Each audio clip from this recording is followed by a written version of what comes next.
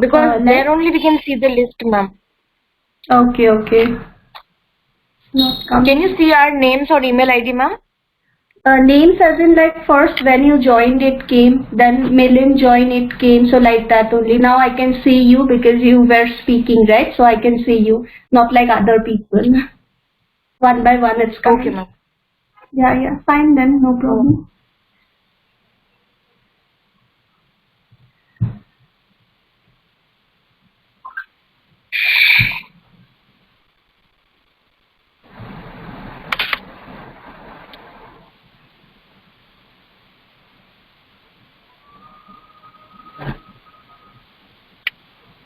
Can you see the screen? Yes, ma'am, but it's very, very small, ma'am. Very small, yes, ma'am. Okay.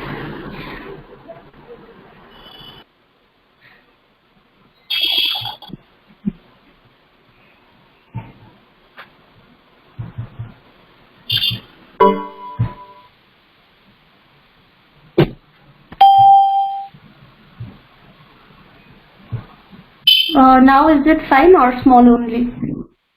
No, ma'am, it's fine. Ma'am, can you maximize, ma'am, or it is already maxed? Okay.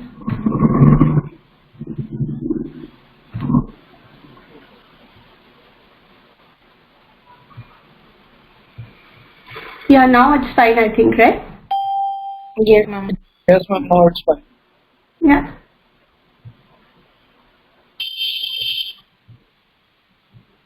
Okay, so just we'll look at what we discussed last class and then we'll proceed with the next topic. So we discussed procedure, articles 107, and we saw that there are 4 different types of bills and all are having different procedures. So it differs from, like certain 1 or 2 steps or something, it differs from one another. So there are 4 different types of bills that we saw: ordinary bill, Article 107, money bill 110, financial bill type 1, 117 clause 1, and type 2 is clause 3. So this is where it can be introduced, recommendation and all of those things.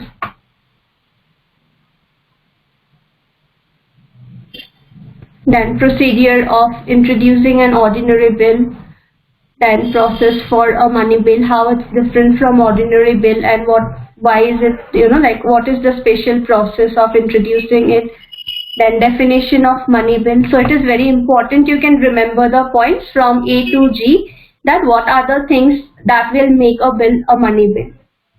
And then just because something is mentioning about fines or any, like monetary penalties, that does not make a bill money bill. And also the speaker would take a decision in case there is any like confusion whether a bill is a money bill or not. And also there would be an endorsement in every money bill, because when it goes to Rajya Sabha, they should know that it's a money bill. They do not have much power to, like ask for amendments, or their opinions also does not matter that much. So financial bill type 1, type 2, then we discussed some like questions from previous year papers. So we discussed regarding election of president, qualifications of president. Then this was like a general question regarding position of president. So whatever we know regarding president, all the things we can mention if it's, like a general question. For any topic it may be, it's a general question. Depending on the marks, you can write whatever you know of that particular topic, everything you can mention in that particular thing. Then constitutional amendments and all of that you can mention. When did Constitution of India came into force? Again, the history part, whatever you know, you can write there, because we have not specified what all things you need to mention. Same would be applicable for write a short note on preamble to Constitution of India. You can mention that there are 4 different things that preamble talks about. If it's a, like if the question is for more marks, you can even mention what does each of these, like terms specify. What does, like what are the types of justices that preamble is providing, like preamble mentions where it is contained under the Constitution. So like that you can elaborate your answer depending on the marks. Next, major commitments of Constitution of India, as mentioned in preamble. So you can mention that it tries to make India a sovereign, socialist, secular, democratic and republic country. Also, it promises to provide people justice, liberty, equality, fraternity, all of that. Next is regarding money bill. What do you understand by money bill? How is it different from other bills? So again, you can mention the definition of Article 110. Like main points you can mention that these are the things that would make a bill money bill. And also for financial bill, there are also two different types, but again they are different. So you can make the differences accordingly. So this was what we discussed in last class. Any questions on this particular part?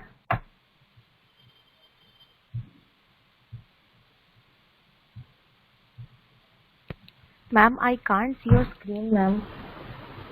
You can't? I can't see the screen. Is it everyone who can't see or only me? You can't see the screen, is it? Ma'am, it's like legislative procedure article 107 to 122, na? Yeah. Yeah, ma'am, I can see. Then I think I think like I have maximized, right? So only small part you can see, like from here to here you would be able to see. No, Otherwise actually, ma'am, my screen is like only I can hear. I can't see. Now I can see, ma'am. Yeah, I can see. You can see, right? Okay. Yes, Maybe ma'am. some Yes. problem with it. Yeah. Yes, ma'am. Okay, fine then. So this part is what we discussed. So we'll share the next screen and move with today's topic on screen.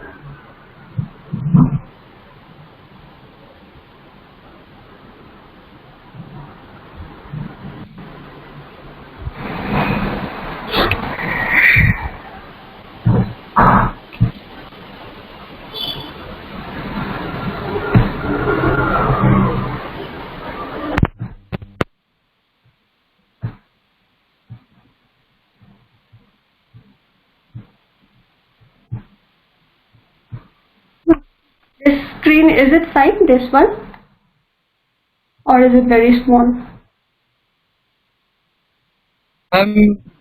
Little bit, ma'am, it's a small, like, yes, ma'am, it's a small.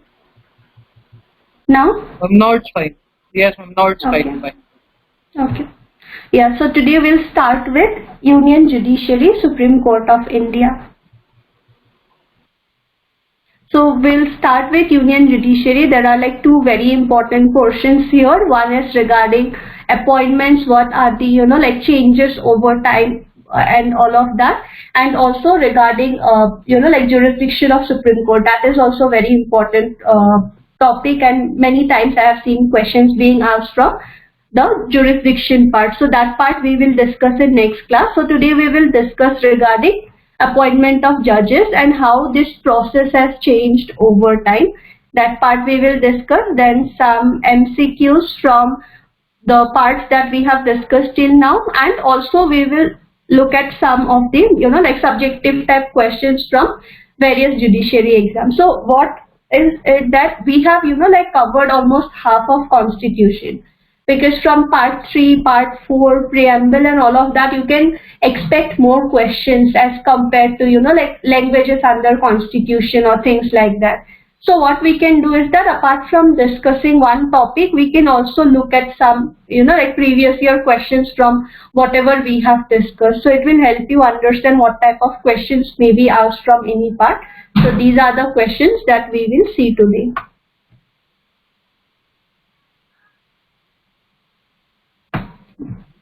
So regarding Supreme Court of India, it is Articles 124 to 147 of the Constitution of India. It is again Chapter 4 and Part 5 of the Constitution. So under Part 5 we were discussing about Union, right? Under that only we had executive, we had legislature, and then we have judiciary. It is Article 124 to 147 that talks about Supreme Court of India. So what you can remember, right, for Supreme Court of India, see if a question comes that discuss about the original jurisdiction of Supreme Court of India, or if a question comes, write a short note on, like jurisdiction of Supreme Court of India in general, or what is the procedure of appointment of judges of Supreme Court. So what you can do is that you can start your question with, like a basic introduction. So you can remember these articles, that whatever question comes, you can write an, like introduction, that it is part 5 of the Constitution under Union, that it talks about Union Judiciary also, and Supreme Court is mentioned under Chapter 4, Articles 124 to 147 of the Constitution. So it does not matter what is the question, you can always have this kind of an, like introduction. So you can try to remember these articles, that 124 to 147 of Constitution, that is mentioning provisions regarding Supreme Court of India. So even if you do not know, like a specific article for the question that they are asking, you can still mention that this is the overall, like articles that talks about Supreme Court in general, and then you can write whatever is been asked, if it is regarding appointment, if it is regarding jurisdiction, or whatever the case may be.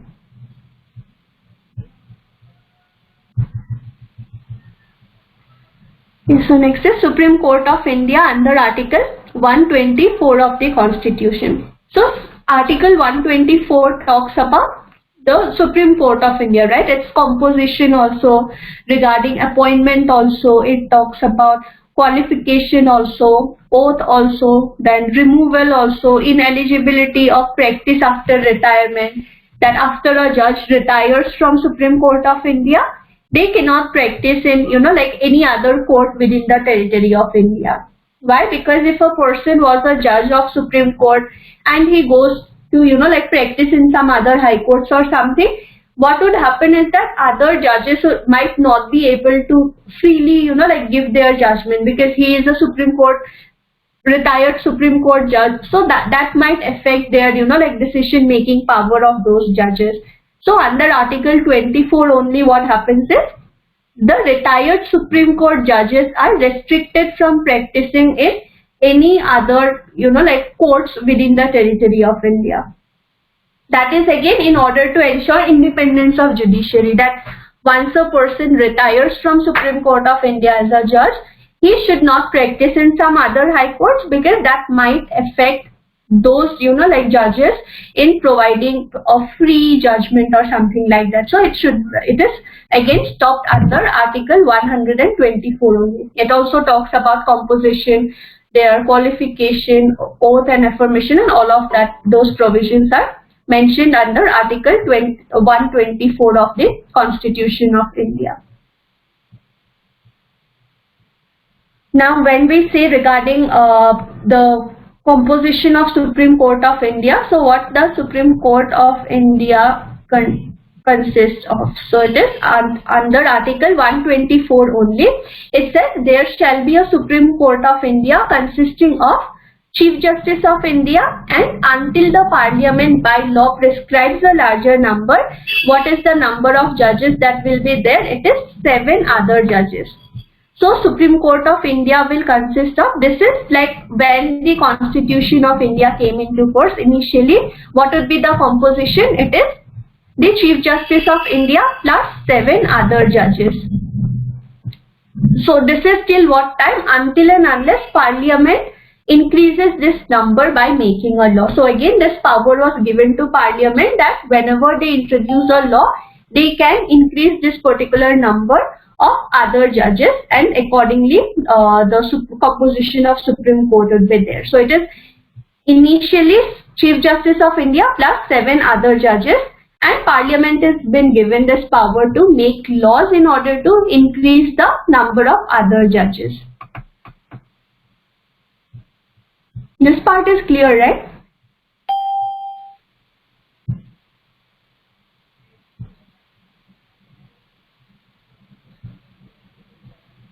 Anyone, any doubts on it?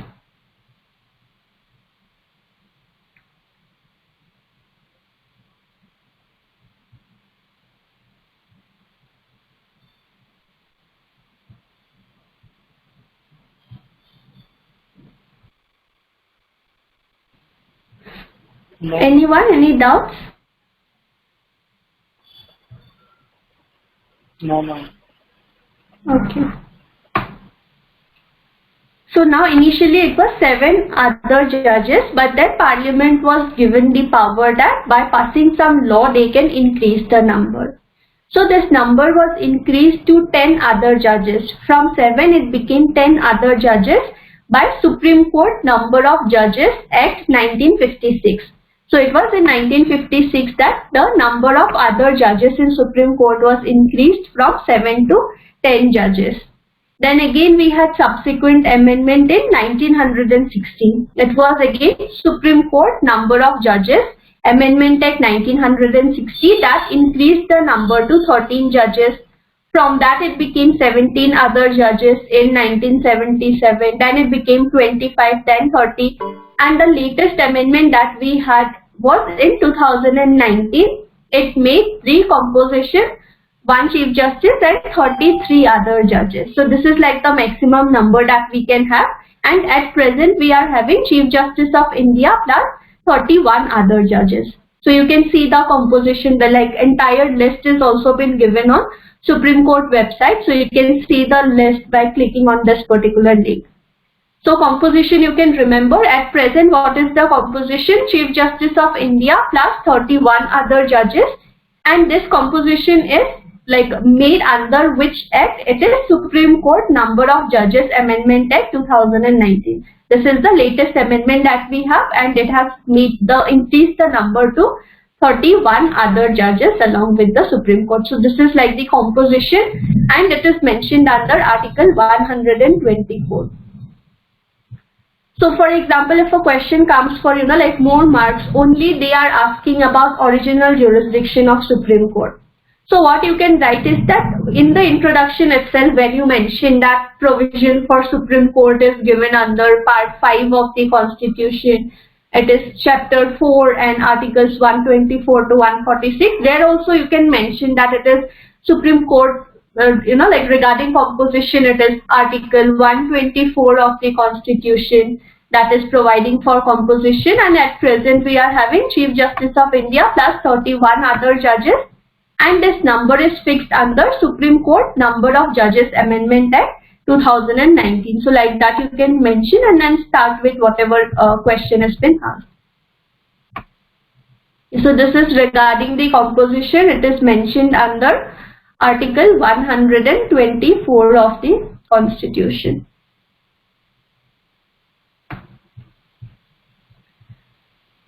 Next is regarding eligibility criteria to become Supreme Court judge. It is again Article 124 only. It is clause 3 that talks about eligibility criteria. So to become a judge of Supreme Court, the person should be a citizen of India.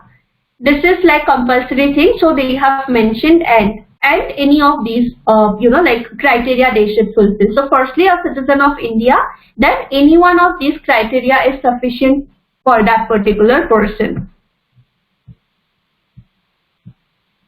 So it has been for at least 5 years a judge of High Court or of 2 or more such courts in succession, or has been for at least 10 years an advocate of a High Court or of 2 or more such courts in succession. That means it may not be only one High Court, but he was acting in 2 or more High Courts, but it should be continuously he was working as an advocate for like continuous 10 years. It does not matter if it's not like one single High Court then also, but it should be continuously he should work for 10 years as an advocate. And lastly is in the opinion of President a distinguished jurist. So even if these like numbers are not fulfilled, even though it's not 5 years as a judge, it may be 4 years, it may be 9 years, but the President considers him as a distinguished jurist, then also he may be considered accordingly. So this is regarding eligibility criteria for Supreme Court judges under Article 124 Clause 3 of the Constitution. Is this part clear?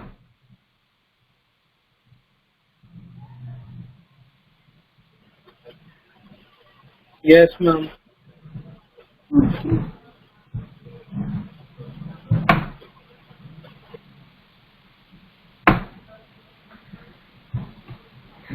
Okay. Okay, now regarding appointment of judges of Supreme Court under Article 124 of the Constitution.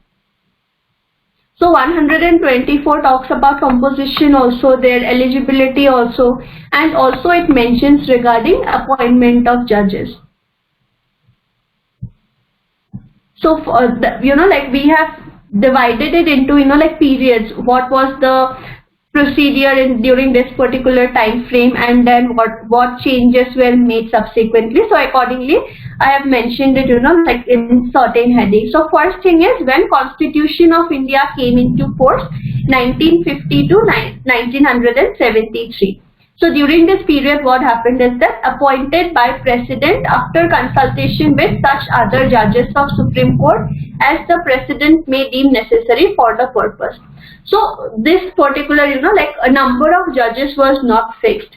How many number of judges should be consulted? What does consultation mean? Is this only for formality that President would ask for their like consent? Who would be the ultimate person to take a decision and things like that? Those things were not considered. So whatever was done, it was like both of them were in the same opinion. So there were no like confusion or anything like that. So appointed by President after consultation with such number of judges of Supreme Court as the President may deem necessary for the purpose. So whatever was the opinion of those judges and President, it was like same opinion only. So accordingly appointments were done during this period from 1950 to 1973.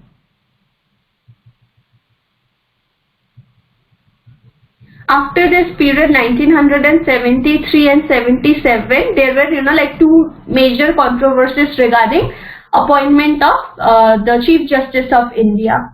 So A.N. Rai was appointed as the Chief Justice of India. Initially what happened is that what procedure was followed, that whoever is the senior most judge, that person would be appointed as Chief Justice of India. So till this particular period, 73, only the senior most judge was appointed as Chief Justice of India, and there were no like major confusion between them. So there was no any kind of like arguments between them, that whatever the senior most judges said, President was also of the same opinion. Accordingly, senior most judge was appointed as Chief Justice of India. During this period what happened is that when Chief Justice of India was appointed, it was not the senior most judge. When A.N. Roy was appointed, there were three other judges who were senior to his like age. And just before he was appointed as Chief Justice of India, in one of the cases, it was Bank Nationalization Act case, what happened in that case was that this particular like judge, what he did is that he gave like he was of dissenting opinion. He gave his judgment in favor of government, and all the other judges who were there, they were against the government.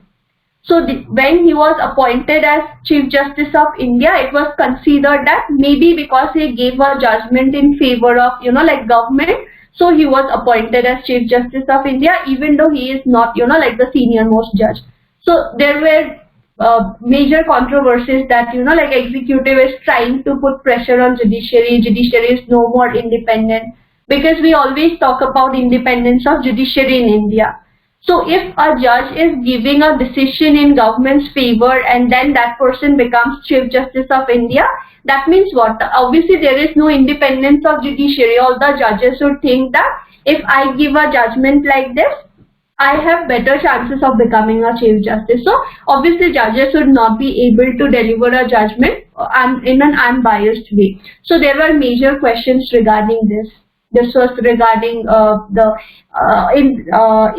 so next is 1977. Again the same thing happened. So when he retired, again the same thing happened, that like the senior most judge was not appointed as the Chief Justice of India. And in this case also, this particular person, he gave dissenting judgment in one of the cases in favor of government. ADM Jabbalpur case, he gave dissenting judgment, and accordingly he became, like next year only, he became Chief Justice of India. So there are major questions that whoever is giving judgment in favor of government, they are only, been appointed as Chief Justice of India. So what does this word consultation mean? Does this mean that, President only would have the supreme authority, so whatever the judges say, it is only for a formality only that consultation is, required? Who is supreme? Who would have, the ultimate say on this particular thing? So regarding that, there were major controversies during these periods.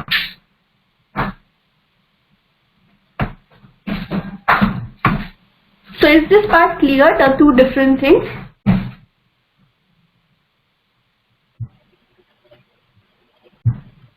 Yes, ma'am.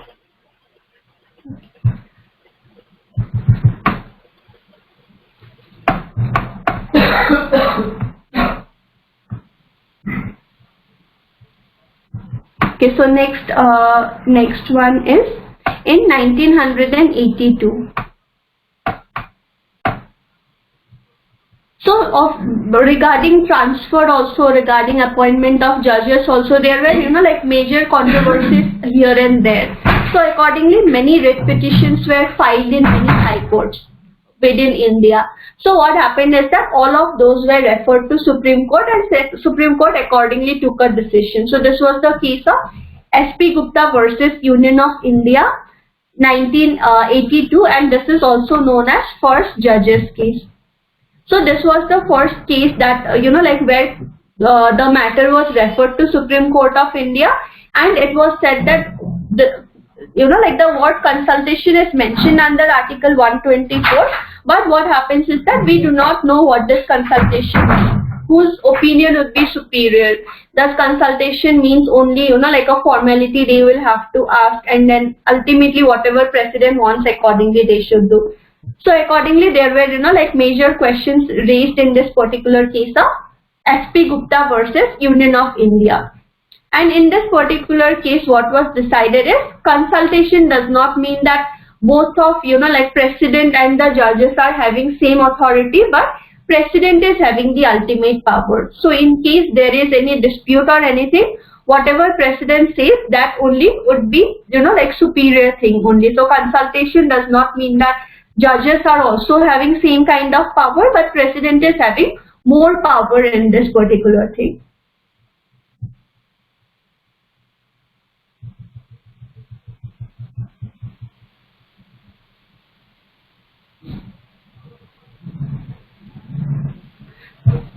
And in this particular, so you can remember that it was first judges cases, SP Gupta versus Union of India, 1982, where it was said that even though the consultation word is mentioned, but president would have more power with regard to any kind of disputes or anything. He would have the, ultimate say on any kind of dispute that may arise with regard to appointment of judges or anything like that, or transfer or any other matter. Next is second judges case. It is Supreme Court Advocates on Record Association versus Union of India, 1993. So this particular case came in 1993, and what happened is that this case overruled the decision of SP Gupta case.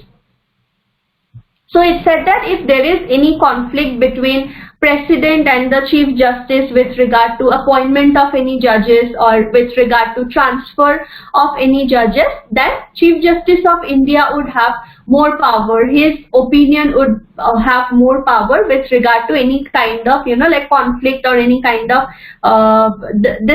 arguments that may be there. Then Chief Justice of India would have more power with regard to this. And also it was in the second judge's case only that collegium system was developed for this particular thing, appointments, transfers and all these other things.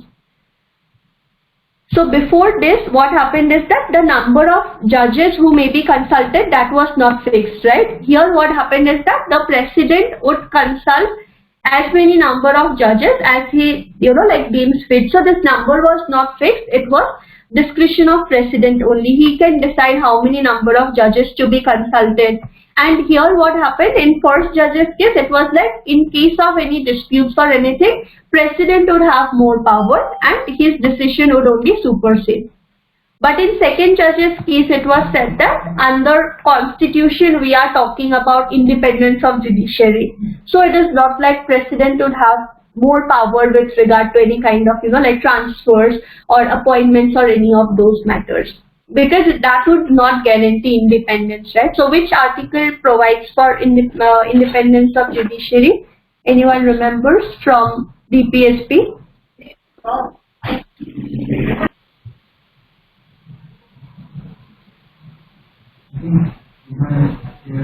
DPSP part 4, there was one article that talks about independence of judiciary.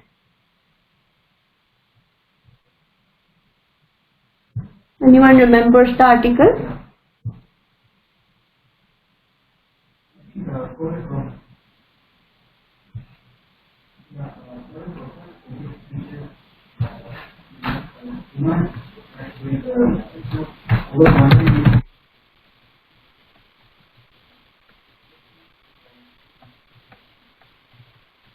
This Article 50 of the Constitution that talks about independence of judiciary under DPSP. And also this concept is borrowed from which country? Independence of judiciary, anyone remembers?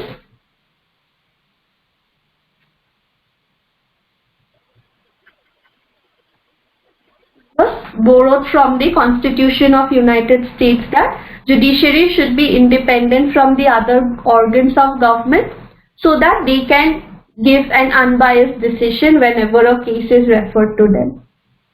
And also under Article 50 of the Constitution, under DPSP, it is talking about independence of judiciary. So it is a directive principle of state policy that we should have an independent judiciary that can give unbiased judgment. So until 1993, what happened is that this number of judges who should be consulted was not fixed. It was depending on discretion of the president only. So in 1993, in the second judge's case, what happened is that a system called collegium system was developed. In this system, they fixed the number of judges who should be consulted. So there were two things: appointment of judges of Supreme Court. For that, the collegium system would consist of Chief Justice of India and two senior most judges.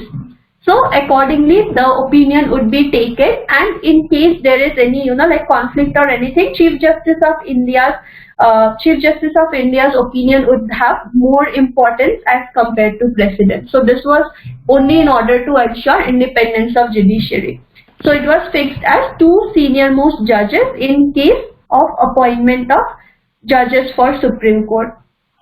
And regarding appointment of judges of High Court, it would consist of Chief Justice of that High Court along with two senior most judges of the High Court. So accordingly, the number of judges to be consulted was fixed under this particular collegium system. So before that, we were not having any procedure for collegium system, any procedure for fixing the number of judges who should be consulted and all of that. Also, executive was having more powers, right? Because in case of any confusion, in case of any dispute or anything, president's opinion would have more importance. But it was in second judge's case only in 1993 that appointment of judges of Supreme Court and High Court, our system was, like mentioning the number consulted, and accordingly a decision can be taken in it.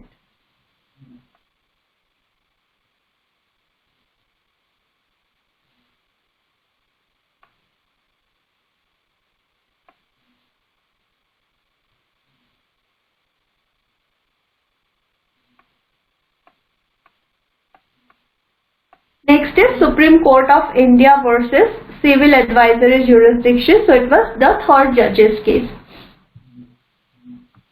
Third judge's case of 1998.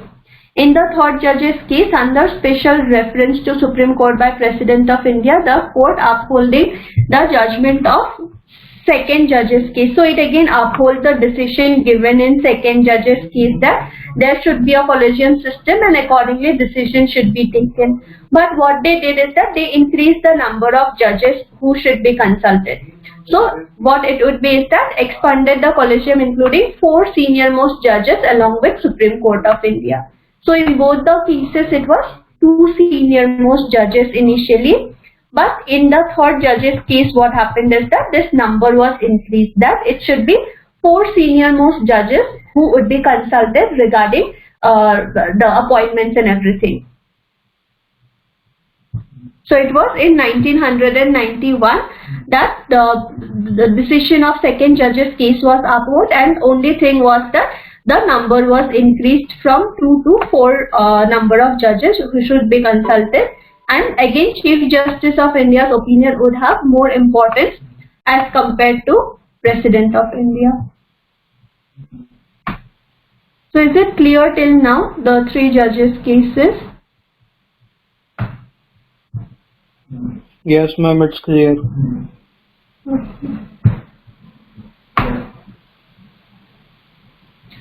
So I have seen somewhere, like question being asked that what is the procedure for appointment of judges and how it evolved over time. So there you can mention that initially it was not, like number was not fixed. Only Article 124 of that President should consult senior most judges. Number was also not fixed. And also what happened is that there were appointments where we saw that executive was having more power, so maybe they misused their power because senior most judge was not appointed. Again, there were cases where the matter was referred to the Supreme Court saying what does the word consultation mean and who would have more power in case there is any dispute or this, like both the executive and judiciary are not of the same opinion, whose decision would prevail. So in that case, it was the first judge's case that said that the President would have more, more importance, his opinion would have more importance.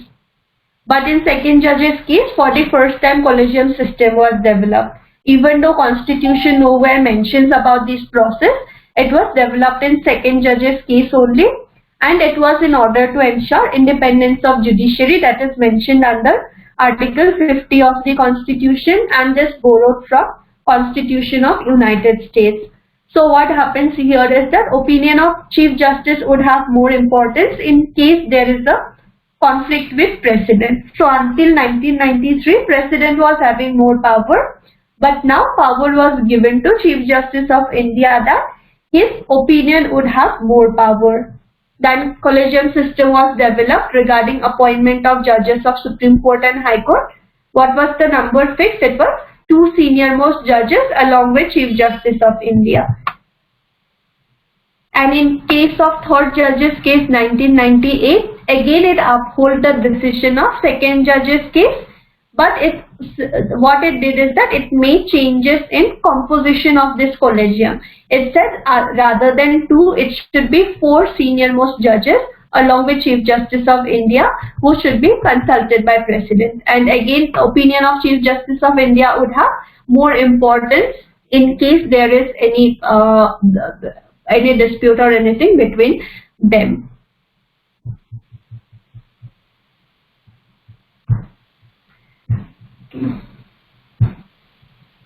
So next is the constitutional amendment. So you can remember this constitutional amendment, like the number you can remember. What was this constitutional amendment? It is 99th Constitutional Amendment Act 2014. I'm just highlighting it so that you can remember it. So it is 99th Constitutional Amendment Act 2014 that made changes. So what changes it made? It made changes in Article 124 Clause 2. So Clause 2 was saying that President should consult Chief Justice of India and senior most judges of Supreme Court. So that part it made changes.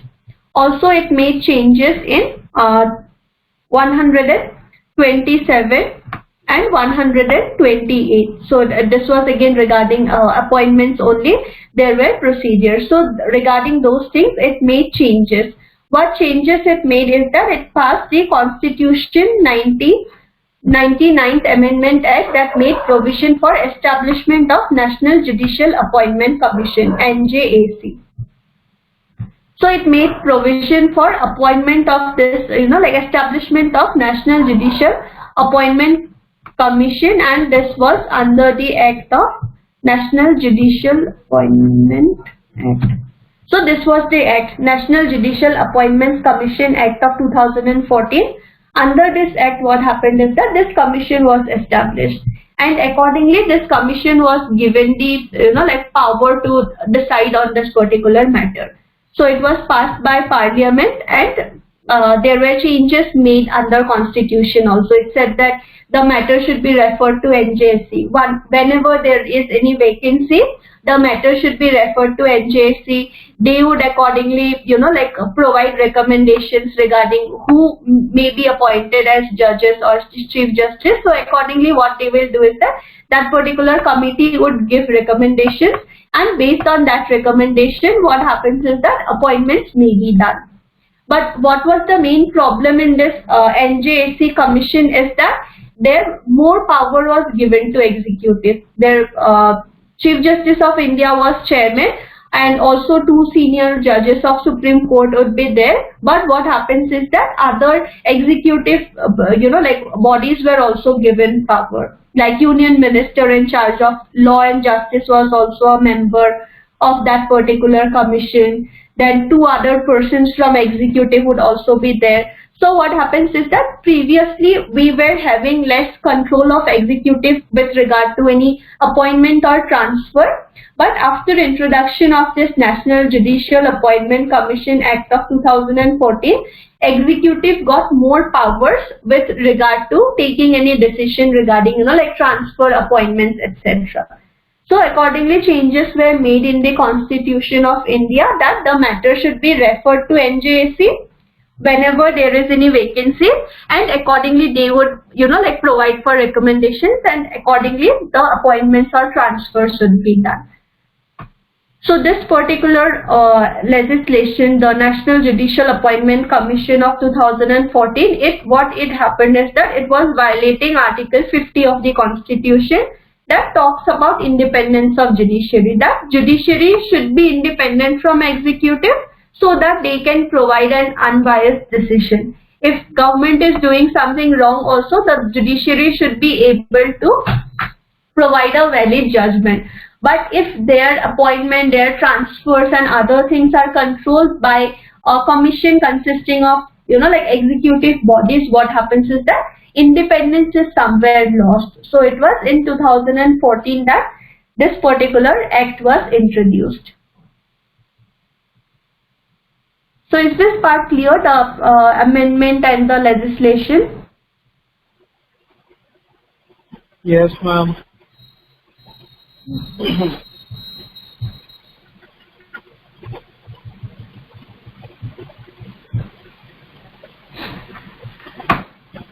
So this composition of NJAC and all that is not much important because it is not functioning right now. So what you can do is that you can remember that it was 99th Constitutional Amendment 2014 that made changes regarding the procedure of appointment of judges, and it gave power to National Judicial Appointment Commission, where executive was given, more power. So in a way, executive was given more power with regard to appointments and transfers, etc. So next is again the 4th judges case. It was 2016. So when this NJAC came, a lot of debates and discussions took place that now judiciary will no longer be independent, because they would be worried regarding their appointments, regarding their transfers, etc. So whenever a matter is referred to a judge, what they will try to do is that maybe they would try to give a judgment in favor of the government only, so that it do not hamper their appointments or transfers or anything like that. So this matter was referred to Supreme Court under Supreme Court Advocates on Record Association and Another versus Union of India. It was in 2016. So what happened in this case is Supreme Court declared the Amendment Act as unconstitutional. Amendment Act as unconstitutional with a majority of 4:1 judgment. And this has been now referred to as 4 judges case. So in 2016, what happened is that this particular amendment that was made, this 99th constitutional amendment, it was declared as unconstitutional, and also it invalidated the National Judicial Appointment Commission Act. So that means again the power was taken away from this particular commission consisting of more executive members. It was again taken from them. And what happened in this particular decision is that it again started following what was there in the 3rd judge's case, that it would be done by a collegium system where there would be 4 senior most judges and also Chief Justice of India. Accordingly, they would give their recommendations and all of that. So again the same thing became applicable. So it was in the 4th judge's case that the constitutional validity of this 99th constitutional amendment was challenged, and it was said that this would no more be applicable, but appointments would be done based on the previous system of collegium only. So basically NJSA is no more applicable. We are again having the collegium system only for appointments.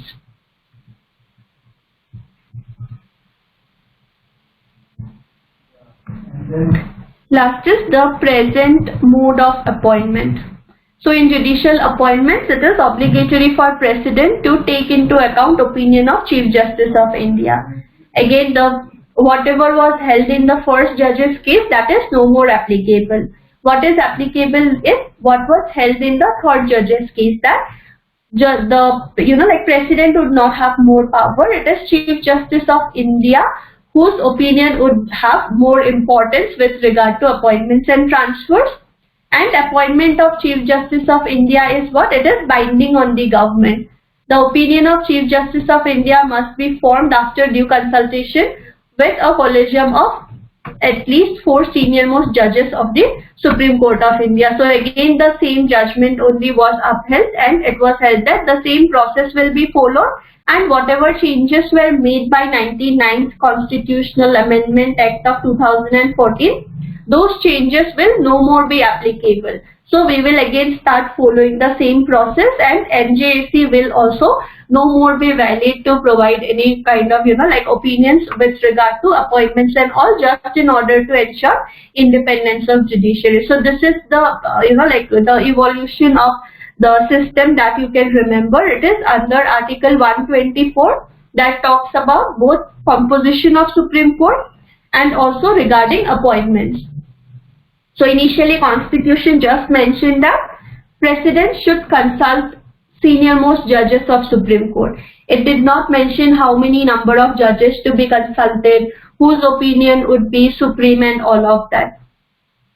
Next, what happened is that there were situations where not the senior most judge, but someone else was appointed as Chief Justice of India only because they gave some judgments in favor of the government, and immediately they became Chief Justice of India, like within 1 year or so. So in the 1st judge's case, what happened is a lot of writ petitions were filed in different high courts questioning the transfer of different judges and all of that. So all those were referred to the Supreme Court, and Supreme Court accordingly decided in 1982, and it said that even though Constitution is talking about consultation, consultation does not mean that both executive and judiciary will have similar kind of powers. But who will have more power? It is the President who will have more power in case there is any dispute between both the executive and judiciary. Then in 2nd judge's case, it was said that Constitution of India tries to guarantee independence of judiciary, and also it is very much important for democracy. So what we should do is that the executive should not have more power with regard to appointment and other things, because that would hamper giving an unbiased judgment. So it was said that opinion of Chief Justice of India will have more importance in case there is any conflict. And also it introduced a system called collegium system, and it would consist of 2 senior most judges, both in case of Supreme Court and High Court. Then in 3rd judge's case, again the same judgment was upheld, only that the number of judges was increased. From 2 it became 4 senior most judges, along with Supreme Court of India, and Chief Justice of India's opinion would have more importance. Then we have the 99th Constitutional Amendment Act 2014 brought by BJP government.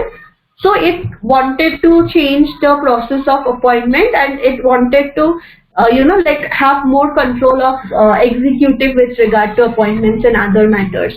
So this act was passed, and accordingly the NJSC was established, and this commission was given the power to recommend regarding any appointments, transfers, etc. Then we had 4th judge's case that challenged the constitutional validity of this particular act, and in this case what happened is that it upholds the decision of 3rd judge's case, and it said that the same process will be followed, and accordingly Chief Justice of India will have more power, and executive will not have more interference with regard to these matters. And presently what we follow is again the decision given in 3rd judge's case only, that opinion of Chief Justice of India is binding on government, and again the same collegium system only would be followed. So it is not NJSC but collegium system only will be followed for appointments, transfers, etc. So this is like the complete evaluation of the appointment process that you can remember. So is this part clear?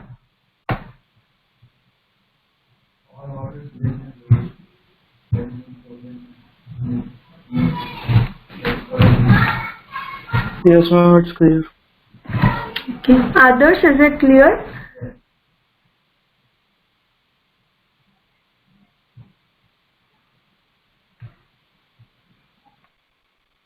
Yes, ma'am.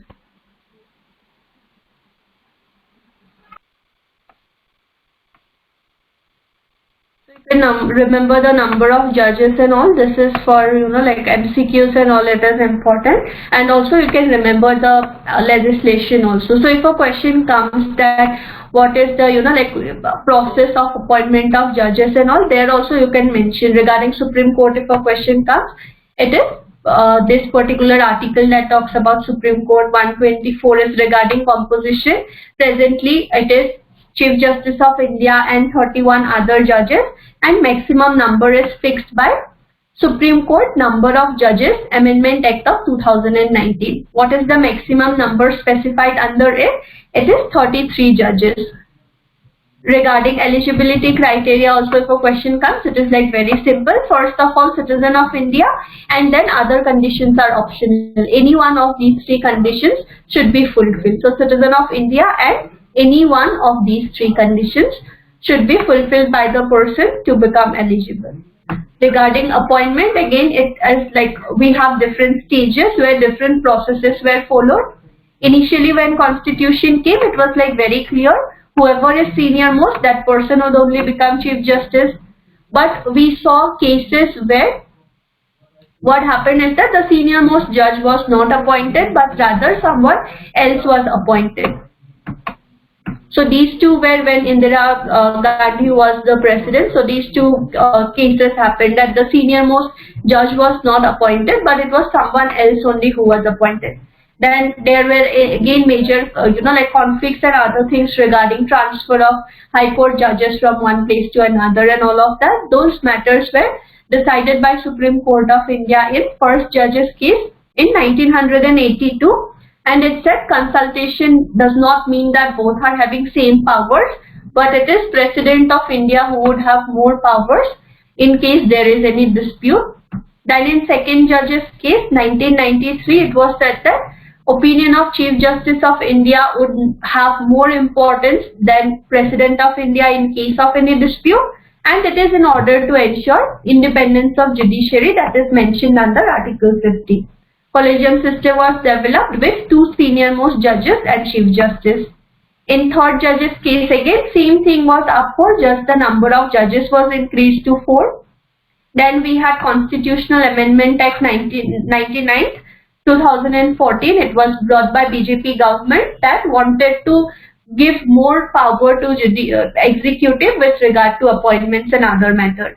But again, the constitutional validity of this particular act and also the Constitution Amendment Act was challenged, and it was found that it is violating the constitution. So what happened is that the previous judgment of the third judge's case only was upheld, and again the same process is followed even now. So we are having collegium system and not the Judicial Appointment Commission that was established in 2014.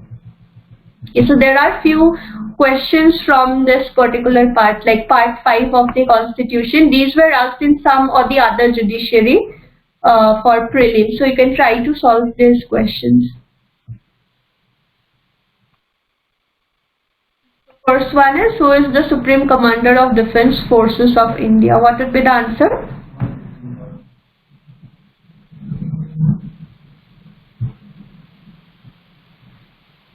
President.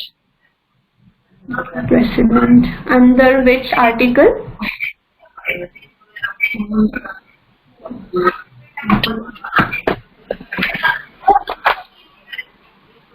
Article, anyone remembers?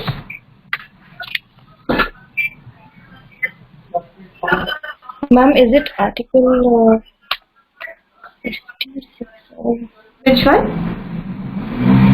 I'm not very sure. Is it 55 is manner of election? 55.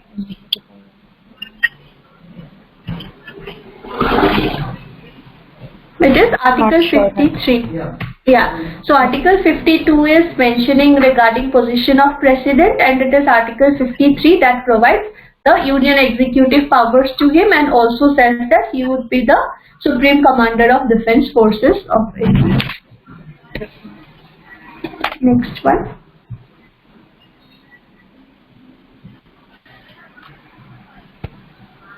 The answer is 2. Yeah. The answer is 2. Yeah.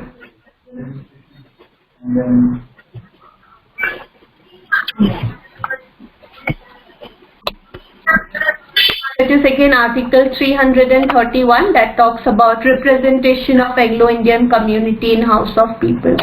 So I'll just mention the article also.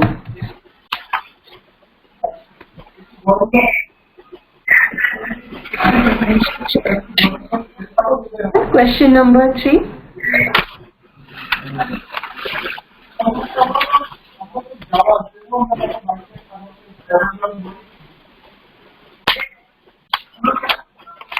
Ma'am, is it B, Chief Justice of India? Chief Justice of India, which article?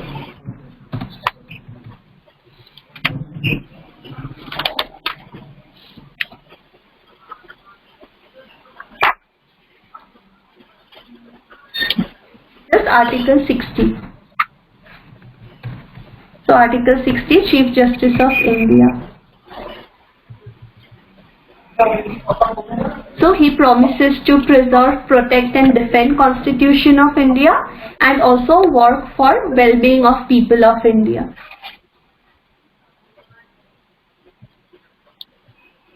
So try to remember this, like important articles, because MCQs are mostly from articles and all only.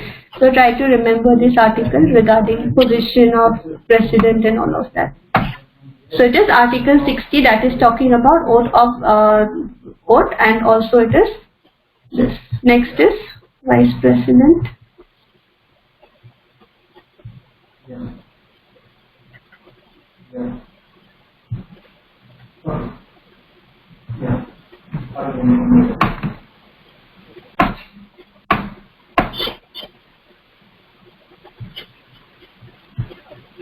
Okay, this was Vice President, right? I thought President. It is 69 for Vice President and 60 for Yes, President. ma'am, I was saying this only.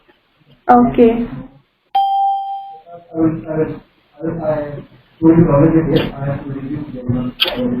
Next one.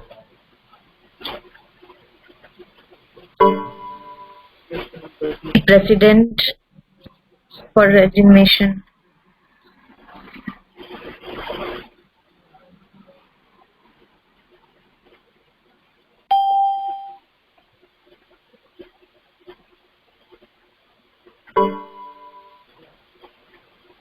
Ma'am, question number 4, is it president? This was like I read it as president, okay? So this is vice president. So vice president is president of India and article is 69. If it was president, then article would be 60 and chief justice of India. Oh, Next is question number 4. Vice President of India addresses his letter to, yes, it is C, President of President. India. Yeah, President of India. Which article is it? 63. Article 63, ma'am. 7 regarding resignation. 63 is giving him the union executive powers. Okay. 64. Next one.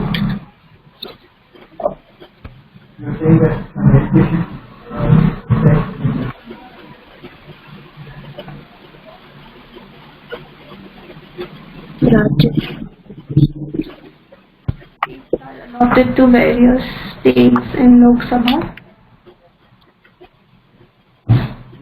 Ma'am, A. The answer is A. No. It is 245. No, yeah, it is 245 actually. 245 plus 233 plus 12 in real sense. Fifth question. Oh, sorry.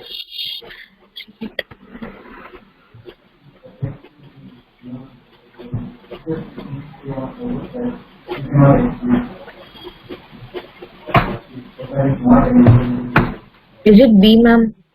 Size, resource, and population, all the three. It is population only. Based on population only, seats would be given. So it is Article 81 that talks about composition of House of People, and it is depending on their population only, seats would be given. Next is question number 6.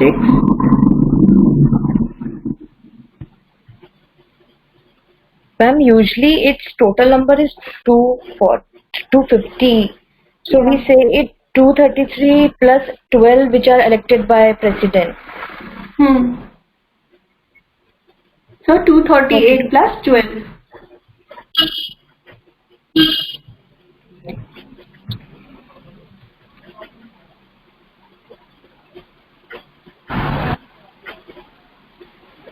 So total number is 50.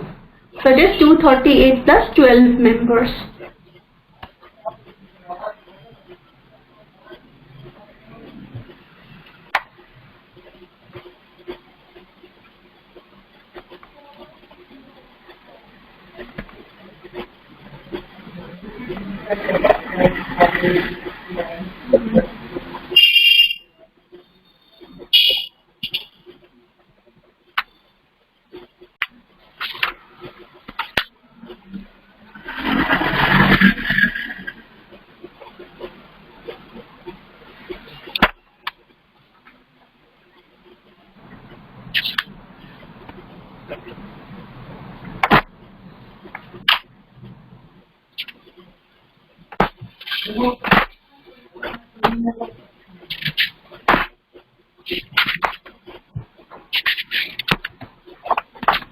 Rajya Sabha has a term of 6 years.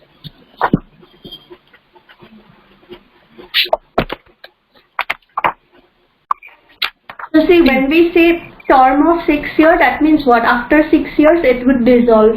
But in case of Rajya Sabha, it will not dissolve. But we can select the other option only, permanent body. Which one would be correct? C, every 2 years. C. Which one? C. C is Sorry.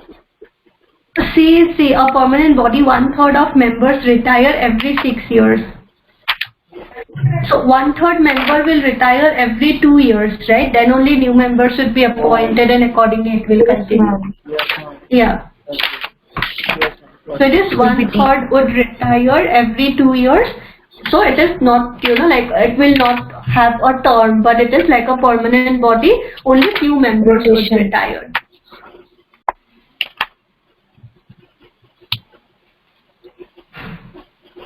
So it is Article 83 that talks about duration of House of Parliament. So it is Article 83 that says that it's a permanent body and it will not be subject to dissolution, but only 1/3 members should retire every second year, and for those vacant posts only new elections will happen. Ma'am, but in certain cases where they will only ask about the tenure, so we have to write 6 years, no ma'am. Only if they are asking the tenure. If they ask what is the tenure for Rajya Sabha members, then it would be 6 years. But for Rajya Sabha, there is no tenure, it is a permanent body. But for members, it is 6 years. Okay. Yeah, so if they mention members, then you can select like 6 years thing.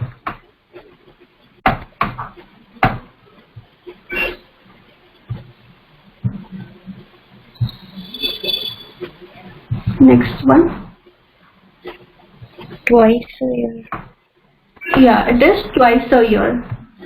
So constitution, it says the constitutional requirement is twice a year. What it says is that the maximum gap between like 2 sittings should not be more than 6 months. That means like 2 times they should meet only, but we are having like 3 sessions. That has like evolved. But as per constitution, there should be a minimum of 2 times they should meet. So you can select it as twice under Article 85 that talks about session of Parliament, prorogation and dissolution of it.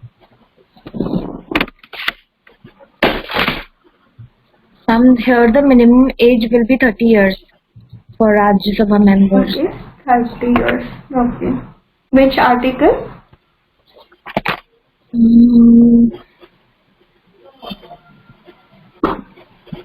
Ma'am, is it Article 250? No, it is Article 84 that talks about like the term. Minimum age. It is 84 that talks about qualification of members of Parliament. What about Lok Sabha? What is the like minimum age that is needed? 25 years for Rajya Sabha. Sorry, Lok Sabha is for Lok Sabha 25 years. Yeah. So both the things are mentioned under Article 84 only. That for Rajya Sabha it is 30 years. For Lok Sabha it is 25 years. Next one.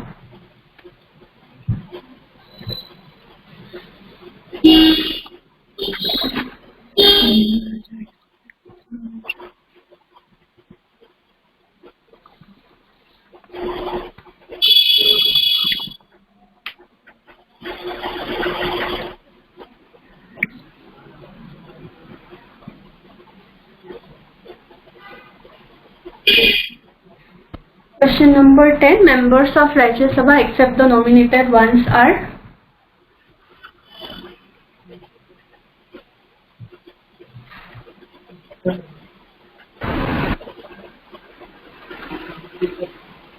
Elected by legislative assemblies of state. So MLAs would elect them, and accordingly it is like an indirect election. It is mentioned under Article 80, composition of Council of States.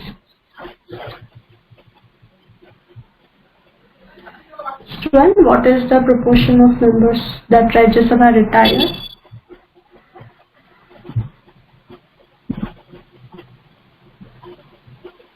One-third member retire every 2 years. Every 2 years. Again, which article? Same only like we saw previously, like it is 83, Article 83 that says 1/3 members will retire every 2 years in case of Rajya Sabha, and term of office for members is 6 years, but Rajya Sabha is a permanent body. Next is quorum or minimum numbers that are required to hold any meetings.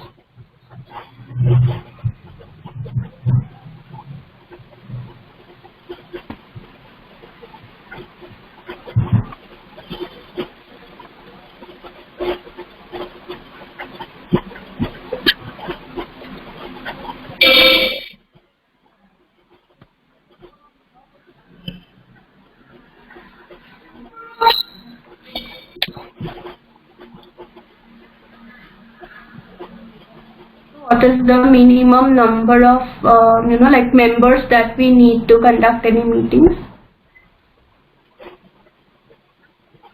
1/3, I think.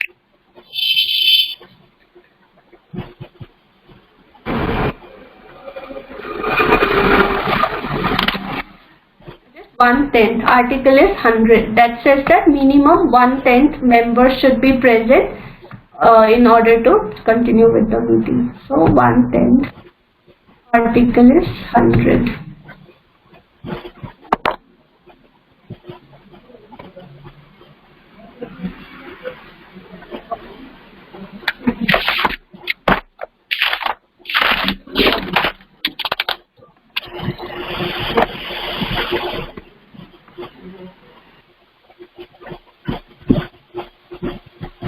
Number 30.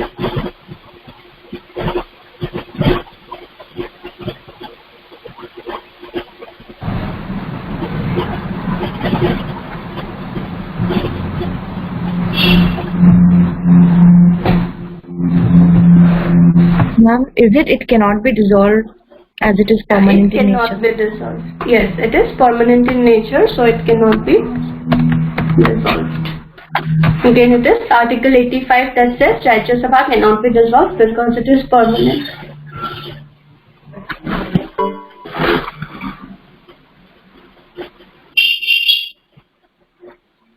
And in case of Lok Sabha, who can dissolve it? President. It is, President of India who can dissolve Lok Sabha. But in case of Rajya Sabha, it is a permanent body. Next question, number 14. Lok Sabha, House of People. House of People. Which article talks about money bill?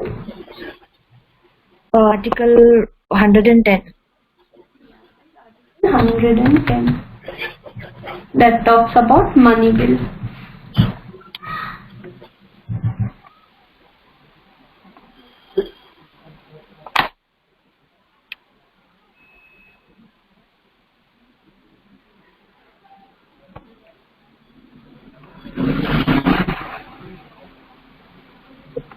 Whether a money bill is money bill or not would be certified by. President. So we need President's recommendation to introduce the bill. But certified, who gives the certificate? It is Speaker of the House. Okay. Speaker of Lok Sabha, because it is introduced in Lok Sabha, so it is Speaker of Lok Sabha who would certify that this is a money bill, and that same along with that particular like certification only it will go to Rajya Sabha, so that on the face of it they can know that it is a money bill. They are having limited powers. So it is Speaker of Lok Sabha under same article only 110 only. Ma'am, It is mentioning. Ma'am, in that question it says, can you please move to question number 15? Yeah. It says whether a bill is a money bill or not, which means anything apart from money bill. No, sometimes what happens is we may be confused that is it a money bill or not. It is talking about some matters of money bill also, some matters of something also. Then speaker would take a decision accordingly, and also he would certify that it's a money bill, and that people will also go along with that particular bill only when it goes to Rajya Sabha also, when it goes to President for his signature also, that same thing will go. So this is like, certifying that, okay, fine, it is money bill only. There is no confusion about it. Just to show on face of it that it is money bill only, which has been, referred to you. So only for that matter only, this certification is needed. Ma'am, so in other kind of bill, also the certification should be given by the Speaker of any of the House. No, certification is not needed for other bills. It is only for money bills that certification is needed.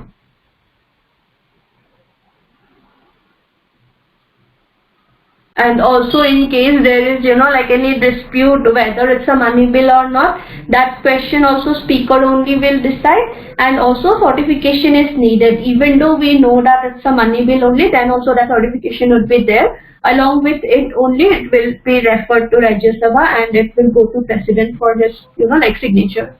So you can remember it is always Speaker of Lok Sabha who would take a decision whether a bill is money bill or not, and certification also would be by Speaker of Lok Sabha only.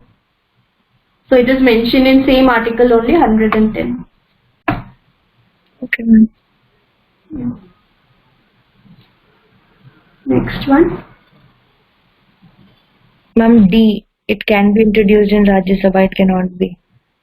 Yeah, it cannot be introduced in Rajya Sabha, so D is incorrect.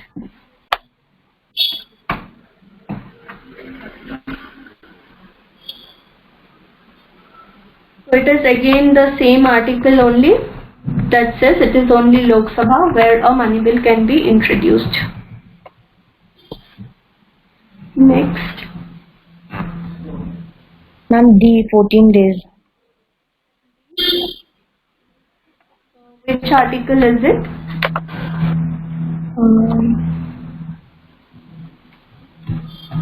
It is 109. So 109 is speaking about the procedure that when it is referred to Rajya Sabha, they do not have, like any real powers to ask for amendments or things like that. Whether they ask for amendment or not, it would anyways be considered that within 14 days they have given their consent and all. That part is mentioned under Article 109, special procedure in respect of money bill, that Rajya Sabha will not have any real power.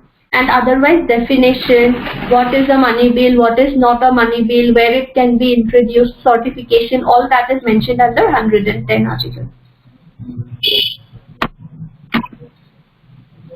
Next one. No. It cannot be. C. Again, which C. Which article it is?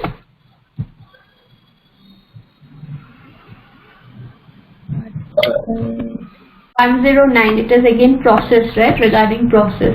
So 110 says that it is Lok Sabha where it should be introduced, and in 109 it specifically mentions that it cannot be introduced in Rajya Sabha.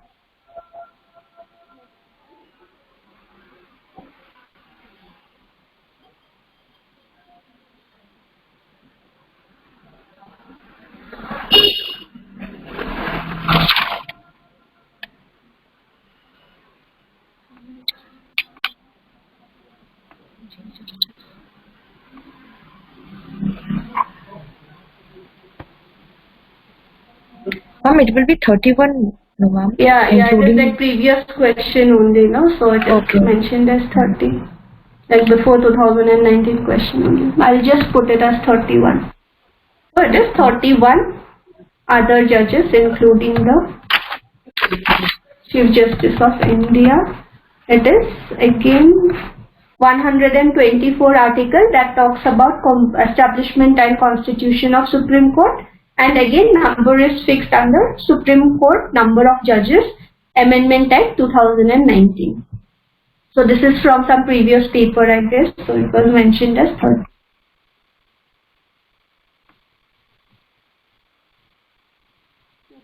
So see, many questions are, Ma'am, actually, I was reading some latest, current affair or something, ma'am.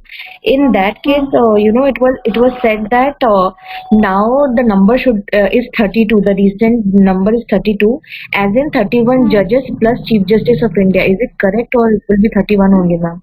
No, it is 31 only. You can see this particular, link also. So if you want to verify anything, you can just look at, their official website. Yes, ma'am. So, website, yeah, ma'am. 31 only. But here also, yeah, it is written that, ma'am, can you show that front side, first page, which you This showed one? now? This? Yes, ma'am. It says Chief Justice of India plus 31. So the calculation will be 32 only, ma'am. Okay, like total number was given as 30. Yes, ma'am. Yeah, Yes. Because Chief Justice So- is also included. Yeah, When so we the say, total will be 32, ma'am. Yeah. But when you see these, X, that Supreme Court number of judges Act, there they have mentioned judges means excluding Supreme, Chief Justice of India. So they would mention 31 excluding Chief Justice of India. But Yeah, but the otherwise, question they, which you- include him also. Yeah, otherwise if Okay, you are because asked, the question- judges, 30. Okay, What but was the question asked in which the was given question? here, Hmm. it says, see, Chief Justice also, ma'am. So I think it will be 32. Here also it says Chief Justice, is it? The number of Yes, ma'am. How many judges, including Okay. CGI? So it is 32. Yeah. So if it is including Chief Justice of India, it would be 32. And if they are asking, like how many judges Only are there judges. of Supreme Court of India, yeah, then also you 31. see whether 31 option is given or 32 option is given. Accordingly, you can select. But if we are saying judges, generally Chief Justice is also included. Only that this act that is talking about the number of judges, they clearly mention the judges excluding Chief Justice of India is this. Okay, ma'am. Yeah. Okay, next there are some subjective type questions that we will see.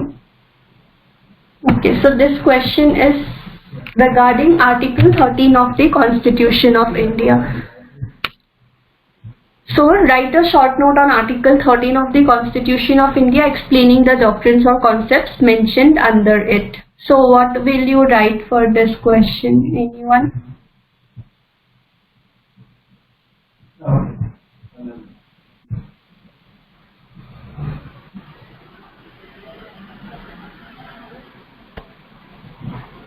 So for mains, right, if we discuss questions, like what we can write and all of that, then it would be, I think, better for you to frame the answers rather than just giving that, okay, this is what you can write. So can you tell what all things you would write for Article 13, right? Like whatever is mentioned, write that. They have not specifically mentioned that, write about judicial review or things like that. So what would you write for this part? Ma'am, can we here mention about the three doctrines, if I'm not wrong, the doctrine of severability, eclipse, and waiver? Yeah, we can mention that, because why they have not specifically said that, like write a note on judicial review under Article 13 of the Constitution or anything like that. So whatever is mentioned under Article 13, all of those we can mention depending on marks for this particular question.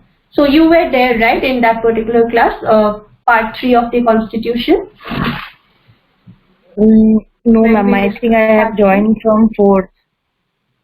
Okay. I was there from fundamental, right? Yes, ma'am. Fun. Okay. So there we discussed that there are, like 3 different provisions are mentioned under Article 13. So all of those things you can mention. One second, I'll just share the screen.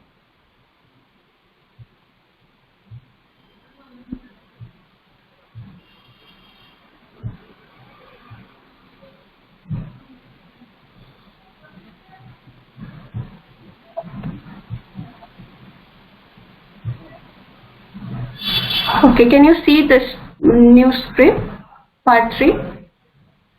No, ma'am. The You can't previous see anything, screen says it paused. No, ma'am, I can't see. Rest can see, they can see. Now? Yeah, now I can see. Okay. Yeah, so you can mention whatever is there under Article 13, right? You can mention all of that. So you can mention that Part 3 of the Constitution is talking about fundamental rights and Article 12 provides for a definition. But then, like against whom these would be applicable and all of that. So it provides for a definition of law. It talks about judicial review, doctrine of severability, eclipse, and you can mention the cases also, that in this particular case, so, like judicial review was applied by Supreme Court of India, saying that whatever is not fulfilling the, like provisions mentioned under Part 3, those would not be valid. Similarly, doctrine of severability, you can mention that it was, like if one part is not fulfilling the provisions of Part 3, that part we can make it invalid. If we are not sure like which part is not fulfilling, like we cannot like separate it, then in that case entire thing would be invalid. For example, there was one case. So there was one case where it was possible for us to separate one part. So one part of it was, like made invalid. But if it is not possible, A.K. Gopalan case, only one provision was made invalid. If not, the entire thing would become invalid. For example, this National Judicial Appointment Commission Act, That is what one act containing only one thing only. If we are making the commission invalid, there is no use having this particular act, right? National Judicial Appointment Commission Act. So those things also you can mention that if it is making some sense that one part is removed, other part is there, then we can do accordingly. Otherwise, the entire thing would be invalid.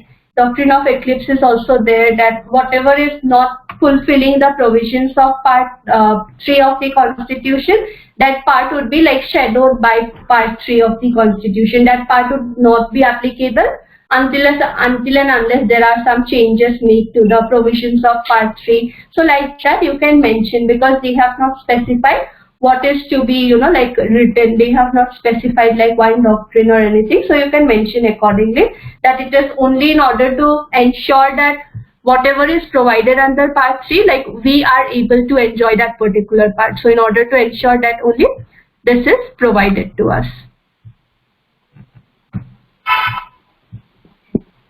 So when I share this document, I will also, like write the answer and share it with you. So today we will just discuss what can be written in a question like this.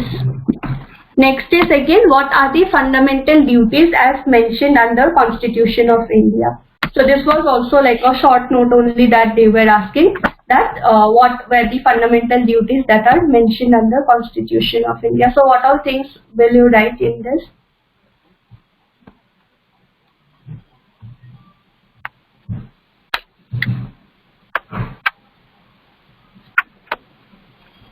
Ma'am, Article 51A, we will mention all the ingredients which are mentioned under that, 51. like. Yeah. So now see, on first class I shared one, like table I shared that this particular provision is borrowed from this particular country's constitution. So that you will see in introduction, one document I have shared, name is introduction. There you would see one table that is mentioning all the things that were borrowed from foreign constitutions. So that part you try to remember, that also you can mention. For example, one question comes, write a note on fundamental duties, right? You can mention that this concept was borrowed from USSR. And what is it? It is mentioned under part 4A of the Constitution. That means it was originally not there in the Constitution. It was only by 42nd Amendment Act that the concept of fundamental duties was inserted. How many duties were inserted? 10 duties were inserted. But later on, they felt that one more duty is needed in 2002, so one more amendment was there. So like that, you can mention amendments also. And that is Article 51 Clause A, 51A Clause A, B, C, D, all of that. That is talking about fundamental duties. So you can mention these cases also if you want, whatever is, like relevant on those provisions. So accordingly, you can mention the duties. And obviously, it would not be possible to remember all of that. So you can just remember whatever I have made bold, right? That part you can remember. So accordingly, you can frame your answer that Article 51A Clause A talks about abiding Constitution of India. We are having one legislation also. So you can also mention that fundamental duties are not like enforceable in the court. Even if we are violating them, no one can go to the court and file a case against us. But what can be done if there is any legislation is there, then under that particular legislation, case may be initiated for violation of this also. So it is not like under Constitution they are filing the case, but it is under this particular legislation only that case can be filed. So this was regarding refusing to sing the national anthem, like that you can mention.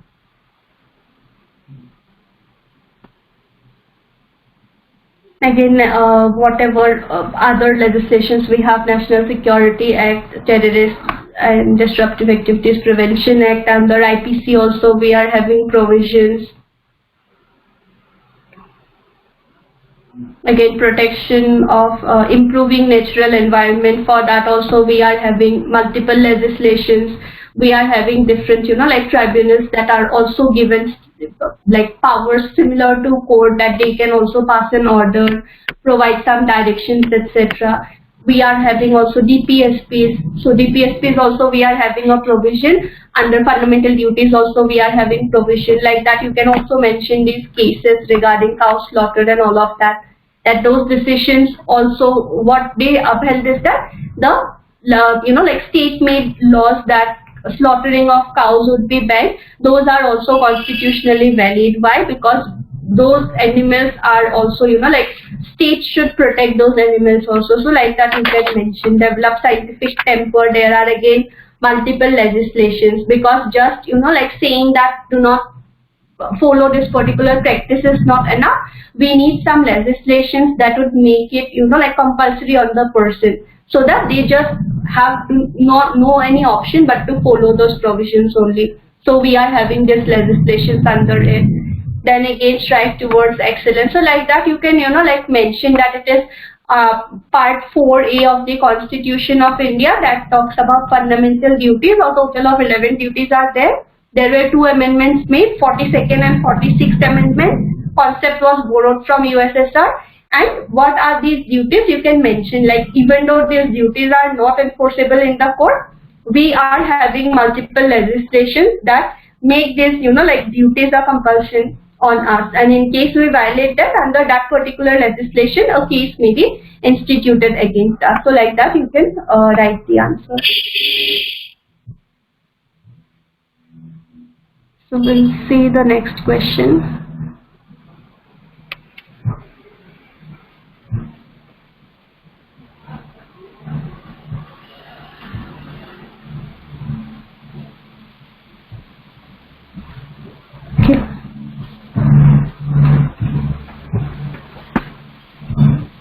So these two are clear, right? First two, Article 13 and the fundamental duties. Yes, ma'am. Next is, again it is talking about the procedure prescribed in the Constitution for appointment of judges of Supreme Court, discuss citing decided cases. So here again you can mention the entire, entire process, that initially when Constitution came, what was the process, executive was having more power, then like in court decisions the judiciary held that we need independence of judiciary. It is also mentioned under Article 50 of the Constitution that judiciary should be an independent body. So like that you can mention. And also, like judiciary is one of the main, like pillars of democracy. So if it is not independent, then democracy would have no meaning. So like that you can mention the process, like that serially you can mentioning that in this particular case Supreme Court said like this. So like that you can frame your answer for this. Also prescribe the procedure for appointment of judges, and that NJSC is no more valid, but it is again the same collegium process only which will be followed. Next is provisions of Constitution. Okay, we'll discuss this. So next is, there are many provisions in Constitution of India which secure independence of judiciary. Discuss this provision. Is really judiciary independent in India? So what are provisions you would mention here? Independence of judiciary.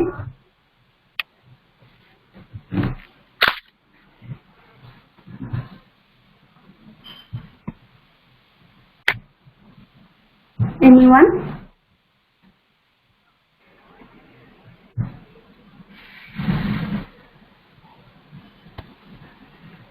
So under the Constitution, what all provisions are there that talks about independence of judiciary, or that judiciary should be independent? So what all things you would write for this?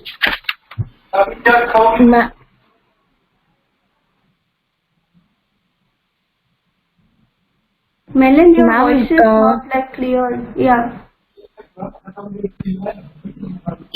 No, Milan can say, ma'am, it's okay. No, like his voice is not clear, I think. Can you hear him properly? Yes, ma'am. Okay. Yeah, what all things would you write? Ma'am, can we write about separation of power firstly? Like, first we'll say that in India we have that like all the 3 organs are separate from each other, that is legislature, executive and judiciary. Then we can mention about I think Article 50, it says that there should be separation between executive and judiciary. Then I am not getting that article which says that even judiciary should be separated from legislature. So accordingly, we can explain that if I'm not wrong. Yeah, so you can mention, first of all, you can write, like why independence of judiciary is needed. You can mention that it is like very important for democracy that all the three organs are separate and they can work effectively in their own field. So concept of independence of judiciary is borrowed from United States Constitution of US. So for that you like can remember that particular table that I have shared. From there you can like write at least one line for any question whatever is asked.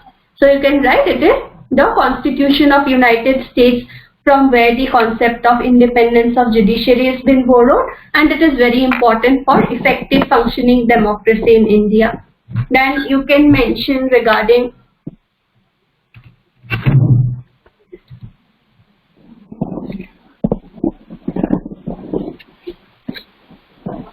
so it is borrowed from US Constitution. Concept is borrowed from US Constitution that you can write. Then under Constitution we are having the provision for judicial review, right? For protection of fundamental rights. So if judiciary is not independent, if it is dependent on executive regarding their appointment, their salary, their term of office or other things, what happens is that they would be afraid to give a decision against them, right? They would most probably say, give a decision in favor of executive or other government organs only. So in order to ensure that judicial review is properly exercised by courts, we again need an independent judiciary so that our fundamental rights are protected and all the laws that we have are fulfilling the provisions of Constitution only. Then again, what all we can mention? Yeah. Here, can we mention about the jurisdictions like original jurisdiction and appellate jurisdiction? If we talk about judiciary, like do we have to do that or we can just leave that part? Like for this particular question, is it? Yes, ma'am. Like when we are talking about judiciary as a whole. If you are talking about judiciary as a whole, you should write it. Like if they are saying that, like write a short note on Supreme Court as mentioned under Constitution of India or things like that, there you can mention. Like whenever the question is not specifically asking about something, you can write whatever you know. Just remember the marks that it is containing. Otherwise, if they are specifically asking that write about, like only process of appointment, then you should not write about jurisdiction, because process of appointment itself is like very long, right? So that only you can write. But again, you can have like one standard like introduction for every single like part. For example, a question comes for Supreme Court, you can write Supreme Court is like the highest level of like in judiciary it is the highest level of court, then this is the provision, this is the article, this is the part that it is talking about. So that thing you can write everywhere. But if the question is specific, then you can write that thing only. Then regarding appointment also you can mention. Regarding appointment also you can mention that process of appointment also tries to ensure that like judiciary is independent from rest of the organs. So we are having like many changes in it, and finally what we have, collegium system that ensures that executive is not having like much power on it. So regarding appointment also you can mention one paragraph. Then security of tenure. So it is not like whenever or wherever president wants, president can remove or executive can remove, but they would have a fixed tenure, right? Until 65 years they can be there, until and unless they are proved to there is like any proven misbehavior or anything. So what happens is that security of tenure is there. Also process of removal is not like very simple that they can be removed just like that. So there is security of tenure that ensures that they can concentrate more on their work rather than worrying about their like term of service that you can mention. Regarding salary and allowances also, it's not like it is like fixed salary they would get, right? Fixed salary, fixed allowances they would get, and it cannot be like reduced or it cannot be deducted after they have joined as a judge. At any time it cannot be just like reduced unless and until it's a case of financial emergency. So like that you can mention that if salaries and other allowances are fixed, then again they can be more, like concerned about their work rather than worrying about other things. Also,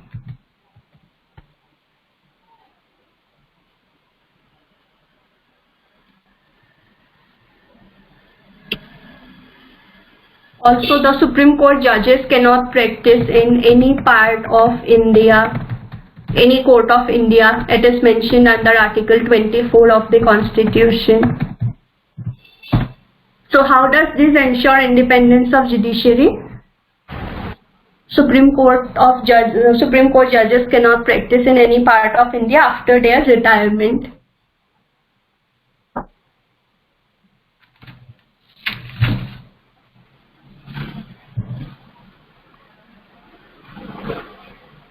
How would it ensure independence of judiciary? For example, one person was serving as a Supreme Court judge, and what happens is that all the other, like judges of high courts and all, they would know that person, right? That this person has served as a Supreme Court judge. Next moment, if that person comes as an advocate in their own high court, what happens is that their decision might be biased for that particular person, right? Because this person has already served as a Supreme Court judge, so going against that person might be difficult for the other judges. So this restriction is there that Supreme Court judges cannot practice in any part of India, because most likely all the other, like judges and all would know them, and Supreme Court is like a higher authority for those high courts, right? And for high court judges, they cannot practice in the same state, any, like courts under the same state. High court judges cannot practice in any court within the same state, but in some other state they can practice. Because he was a high court judge only, other high courts may not know him or might not be, like that much affected by it. So high court judges would not be able to practice in the same state. So this is also again to ensure independence of judiciary, just to ensure that whoever is giving a decision, they can give an unbiased decision. It's not just about different organs, but within the same organ also they ensure that they are, like able to provide a judgment properly. And there are also immunities also, like any person cannot, like just criticize a decision given by a judge or just an action taken by a judge during their, like official capacity. Case may be filed for contempt of court. Obviously, there may be constructive criticism, but it cannot be like disobeying the judgment or things like that. That also ensures independence of judiciary. So like that, you can write in different paragraphs, different things, that this is also something which would in a way affect independence of judiciary. So like that, you can frame your answer. There are provisions under Constitution that secures independence of judiciary. So you can mention why independence of judiciary is important and how different provisions are in a way related to independence of judiciary in India. So do you think judiciary is independent in India? Any points against it?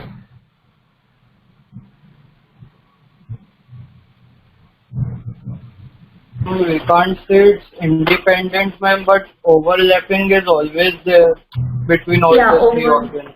Yeah, overlapping is always there. And any example how it is not like independent?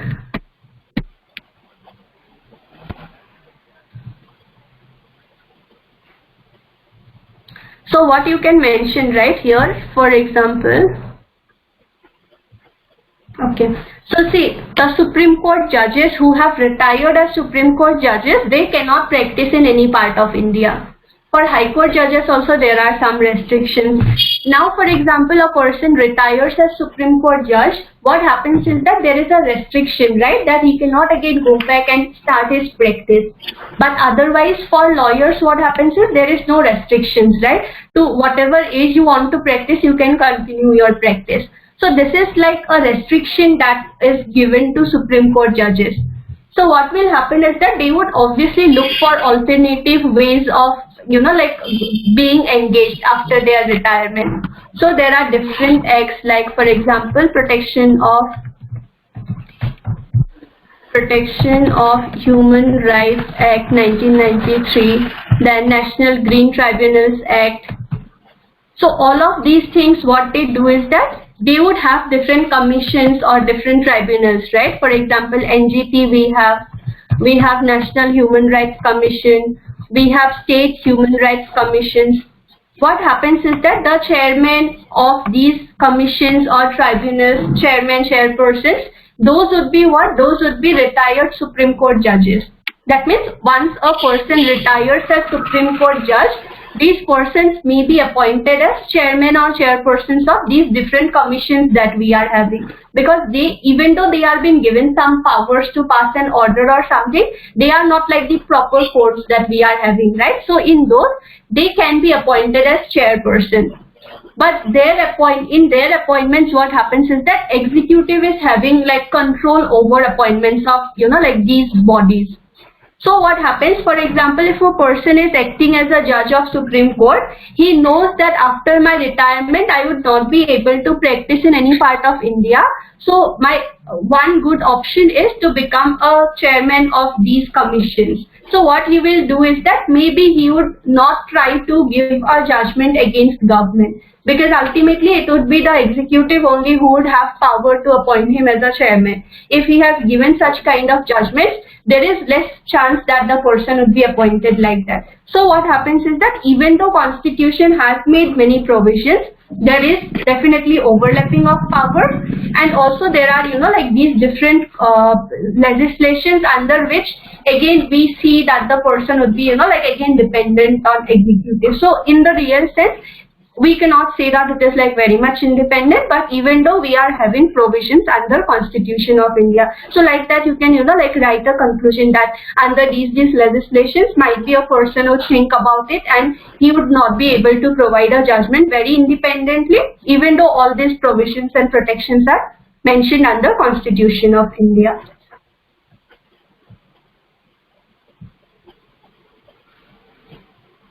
So is this part clear? Independence of judiciary? Yes, ma'am. Yes, ma'am. Next is the Indian judiciary has from time to time accommodated new rights under Article 21 of the Constitution, discuss the emerging rights. So again, see, in this particular question, they have not specified that, like mentioned the rights regarding like safe environment or things like that. They have in general asked that what are the new things that are added under Article 21 of the Constitution, discuss those rights. That means other than right to life and personal liberty, what all new things are being inserted, write about them. So whatever case is related to Article 21 of the Constitution, all of those things you can write, because again this is like a general question they are asking, it is not specific. So whatever questions regarding this, that part again you can write for this particular question. Fundamental rights.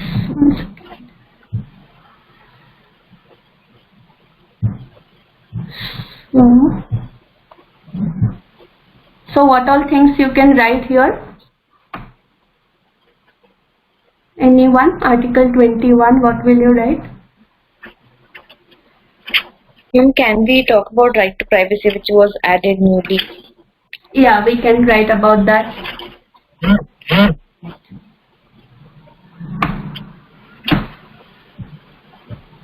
So for that also, if you have like one, like standard introduction for part 3, that you can put. That part 3 is talking about fundamental rights, and it is articles this to that is giving these kind of rights. These are like enforceable rights.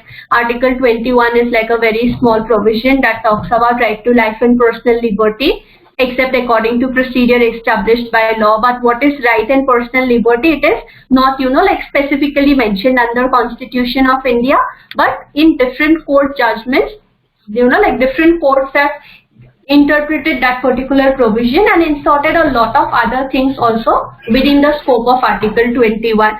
So accordingly, whatever cases that relates to Article 21, those cases you can write, because they are not specifying that right about only rights related to safe environment or things like that. So whatever regarding privacy, protection, everything you can write under Article 21. And also mention that Article 21, even though it is talking about life and personal liberty, it does not mean only like mere animal existence. What we should have is that we should have proper life that where we have, like all the opportunities and everything for full development of human personality. So you can mention these case, Menka Gandhi case, that event case. Yeah. Oh, sorry, ma'am. Ma'am, can we Yeah. also mention the NALSA judgment in Article 21? Yeah, whatever is related, because they are not specifying, right, that this is only what you should specify. If it is like only Article 21, whatever decision is there, you can write whatever you know. But if they are specifying only one particular category, then you should, like stick to that particular category only. Okay, ma'am. Yeah. So for example, here, like question is for like 5 marks or something, and you know only one, like one case. So in that case, what you can do is that particular case only you can elaborate. For example, you know only the Menka Gandhi case that is related to Article 21. So in that case, you can mention this particular case, like in an elaborate way, that this is what happened, what were the main, like questions or issues involved in it, what was the decision, how it affected Article 21, what was the judgment given. So like that you can explain it. But take for example, if you know like 5 cases regarding Article 21 and the question is for 5 marks. So there what you can do is that in 1 or 2 lines you can just mention what happened. In Menka Gandhi versus Union of India, what happened is that her passport was seized without mentioning the reasons. Yeah. So what happened is that is affecting her right to life and personal liberty. And also the department is not saying properly, so it was also inserted. So like that in 2 or 3 lines you can explain the case, so that you can mention all the cases that you know. Rather than just writing one case in detail, you can mention all the cases, but you should ensure that the main points are covered in like 2 or 3 lines only, main points you are covering. So like that you can write, or if it is like a general question, mentioning whatever you know, write about it. Mohini Jain versus State of Karnataka regarding right to education.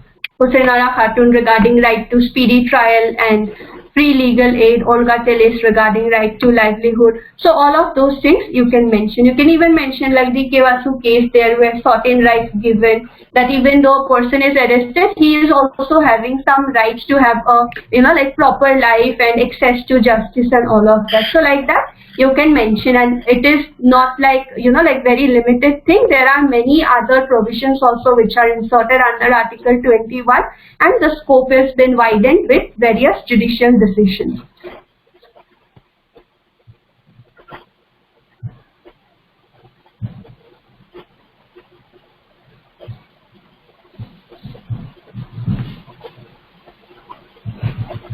Next is, what is a money bill and what is the procedure to pass such a bill in Parliament? So last class also we saw one question regarding money bill, right? That question was, what is a money bill? Like that some question was there, and this is asking about procedure to pass such a bill.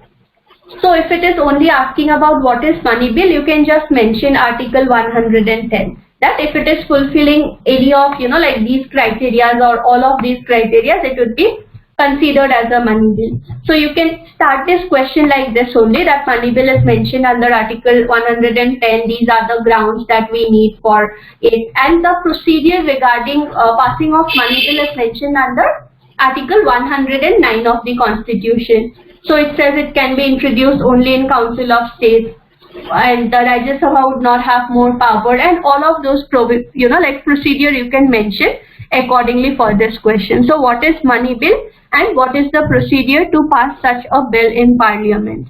So last class what we discussed was something different. Okay, so accordingly based on the question you can like frame your answer for these things. So is this part clear, the questions? Yes, ma'am.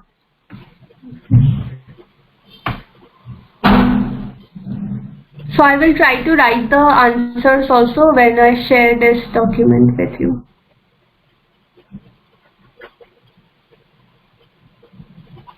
So if you solve some questions like this, right, you would know what type of, like questions may be asked, and accordingly you can be prepared for it. And also for MCQs too, we are anyways doing it. Okay. And for MCQs, like sections are like articles are also very important. Many times questions are being asked from this part.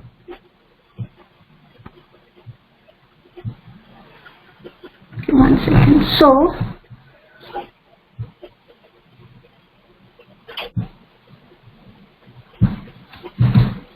So that part 5, right, what we discussed, president, vice president and all, for that also like many parts are there which are important, many articles are there from where questions are being asked. So for that, what you can do, I will share one document with you.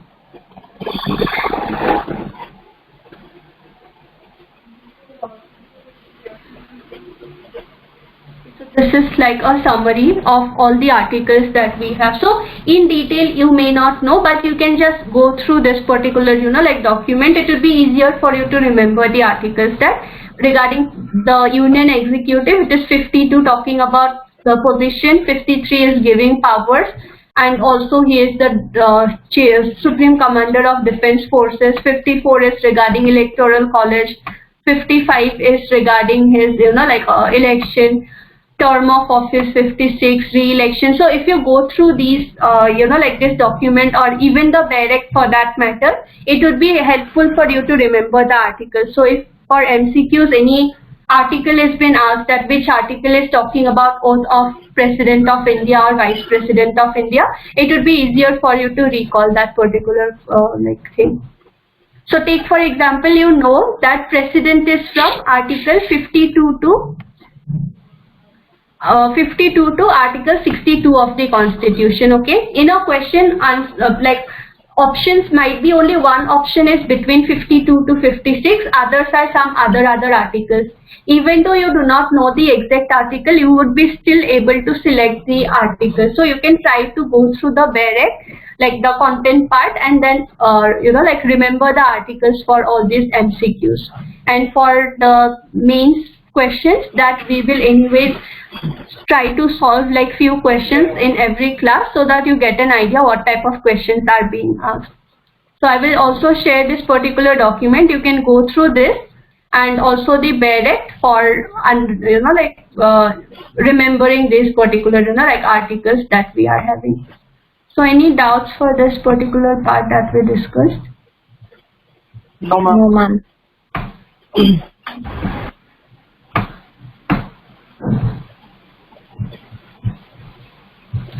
So next class we will discuss about the jurisdiction of Supreme Court. That is also very important, and also some other subjective questions that we will have from the remaining part of it. Okay. Yeah. Okay then. I'm ending this meeting. Okay.